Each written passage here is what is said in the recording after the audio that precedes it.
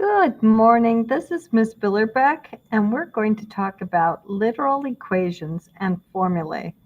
Formulae is the plural for formula, and it's usually written formulas with an S, but formulae since you're learning Latin. So a formula is an equation that states a relationship between one quantity and one or more quantities. The formula I equals PRT is a literal equation because its letters represent both variables and known constants. So literal means of or relating to. So let's look a little more at this equation.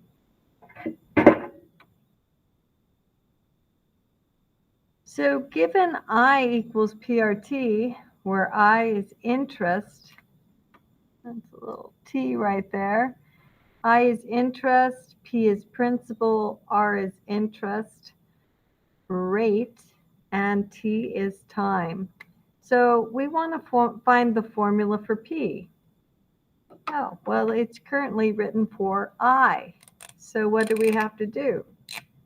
So we take this formula I equals PRT, and we're trying to solve for P, so P is being multiplied by RT, so we use the additive inverse and we divide by RT, so that cancels, and we end up with P equals I over RT. That was easy, huh? Okay, so let's go ahead and look at this example. So Sarah's going to the store 2.5 miles away. She has only 15 minutes to get there before they close. At what speed must she get to the store before it closes? Okay, so let's look at that formula we introduced before. We're looking for rate. So rate equals distance over time. So if we put that in there, we have our distance is 2.5 miles.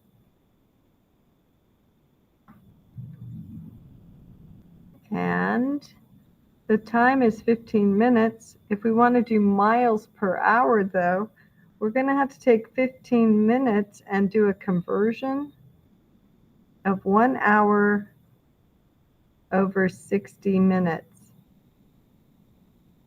Okay, so this is going to reduce to 1, reduce to 4. So we have basically 1/4 of an hour. So that's going to be 2.5 miles over 1/4 as a fraction is 0.25 hours. Okay, so then when we do 2.5 divided by 0.25, we get that the rate ends up being 10 miles per hour. Now, when you go that rate, you're going to arrive at the store right when it closes. And the person working in there is going to say, I'm sorry, I closed the register, so I can't help you. So please come back again another time. So we want our rate then to really be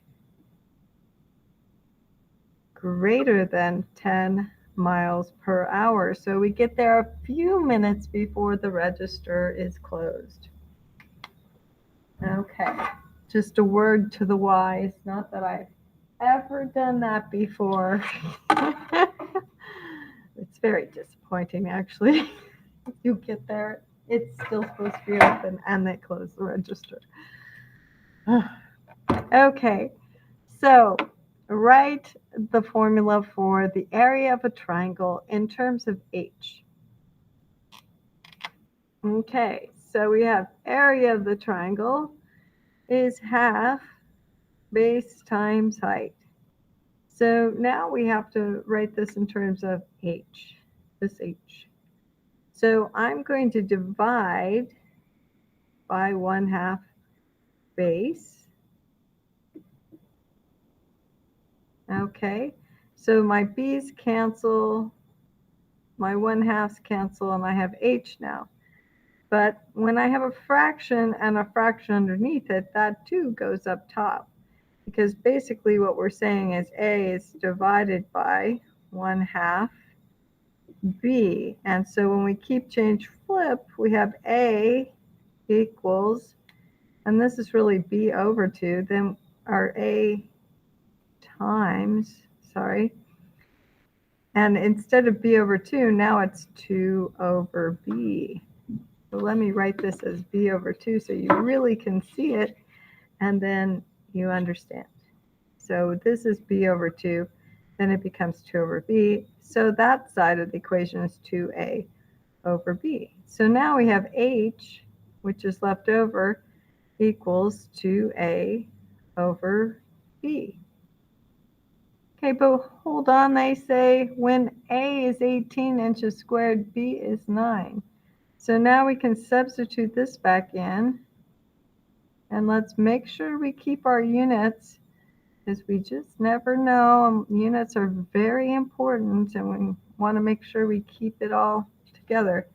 Okay, so I have inches squared divided by inches. That's interesting. So that means one of these inches cancels out one of those inches. So this just becomes inches, which is what we would expect for height to just be inches. Then we have 1 9 into 2 18s, and 2 9s and 18. So that gives us h equals 4 inches. So we could quickly check that by using the original formula. So 4 times 9 is 36, and half of that is 18. So voila, we've got it.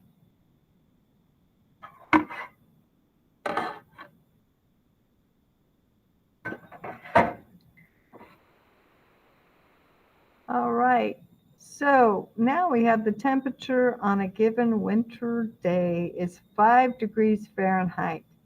What is the temperature in Celsius? Well, this equation's in Fahrenheit, because in America we use Fahrenheit a lot more than Celsius. But if we ever traveled elsewhere, they use Celsius. So we should pretty much understand Celsius. So what we're going to do is move this 32 over to the other side.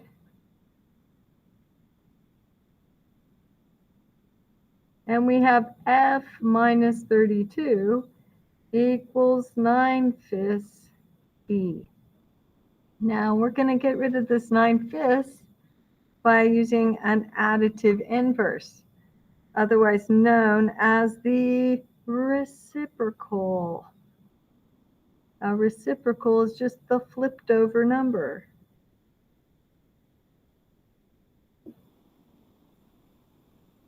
Okay, so now this 9 cancels that 9, and this 5 cancels that 5, and we have a bunch of 1s right here. So 1 times C is only C.